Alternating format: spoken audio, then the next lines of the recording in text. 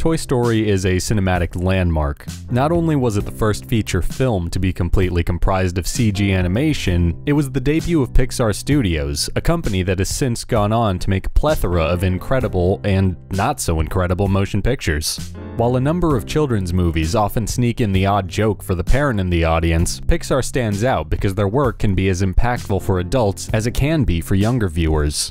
I believe that this can be traced back to their first project, which could be looked at under the context of existentialism. However, before I dive in, I just want to state that this is merely my interpretation of the story and that nothing I say is definite fact.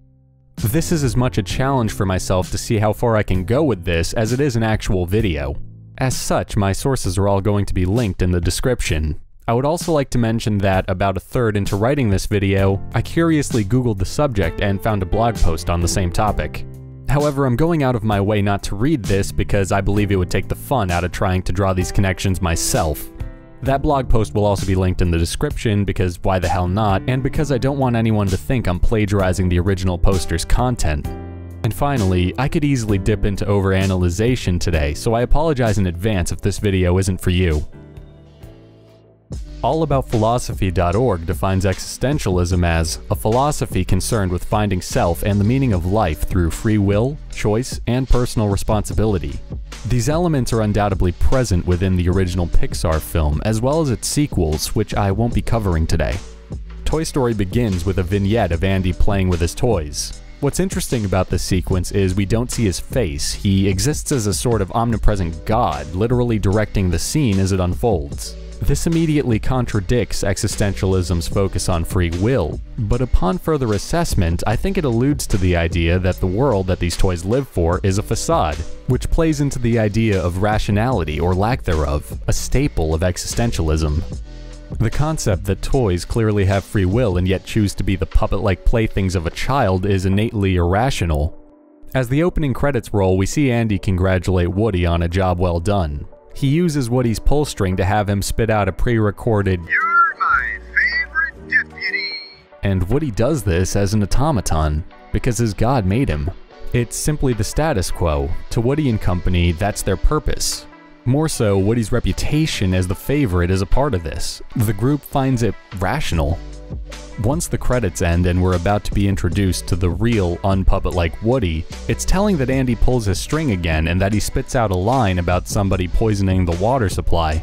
This line of dialogue is more likely than not a comment on the fact that he didn't realize Andy's party was today, but it could also be seen as a chink in the armor of Woody's purpose. After all, Woody begins to act on his own accord moments later, exhibiting a level of free will that's incompatible with his position as Andy's puppet. If existentialism is, in its simplest terms, a search for meaning and purpose, then this is a huge oversight. Woody's established purpose in the film is being Andy's favorite.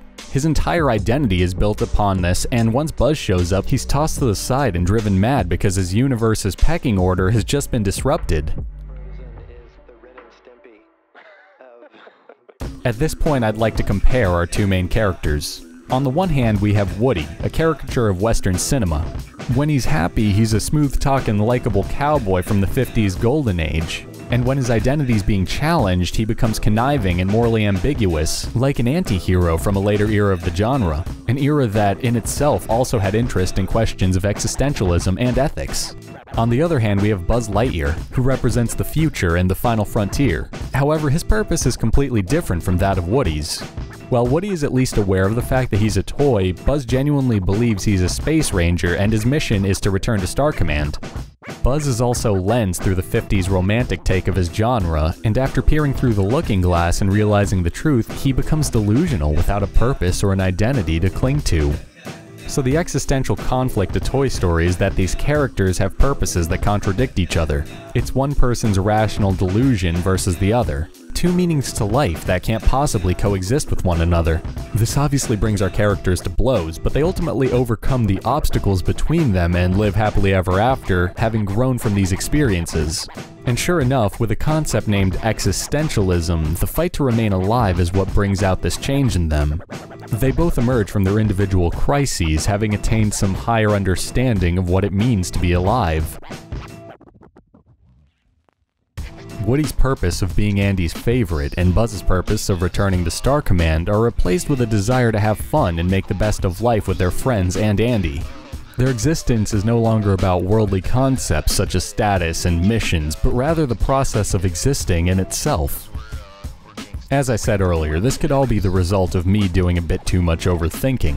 The movie could succinctly and easily be seen as a story about a cowboy grasping onto the glory of being number one, only to make way for a fancy spaceman and learn to come to grips with sharing the spotlight.